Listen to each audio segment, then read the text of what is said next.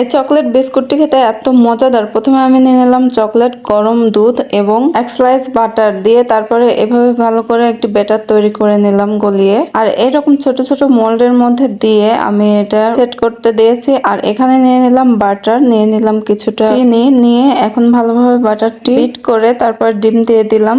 ডিম দিয়ে ভালোভাবে মিশিয়ে এখানে ময়দা এবং কোকো পাউডার দিয়ে দিলাম। আর এখন আমি স্মুথ ডো তৈরি করে নেব। আর এটা সাইডে রেখে দিলাম। বাটার আর ডিমের একটি ঘন মিক্সচার তৈরি করে রেখেছিলাম, ওর মধ্যে কোকো পাউডার দিয়ে এরকম একটা ডো তৈরি করে নেব। আর যে গোল গোল চকলেট গুলো বানিয়ে নিয়েছিলাম ওইটা মাঝখানে দিয়ে এরকম গোল গোল করে নিব ডোটা দিয়ে। আর আগের ময়দার যে ডোটা তৈরি করে রেখেছিলাম তার উপর আরেকটা লেয়ার দিয়ে এরকম বড় বড় লাড্ডুর মতো করে নিব। উপর দিয়ে হালকা কিছুটা ময়দা দিয়ে পিঠা বানানোর শেপার দিয়ে এরকম শেপ করে নিব প্রত্যেকটা। তারপরে ওভেনে দিয়ে দিব বেক করতে 20 মিনিটের জন্য। দেখতেই পাচ্ছেন আমার এই বিস্কুটটা কতটা মজাদার হয়েছে। আপনারা চাইলে বাচ্চাদের খুব হেলদি ভাবে এটা বানিয়ে দিতে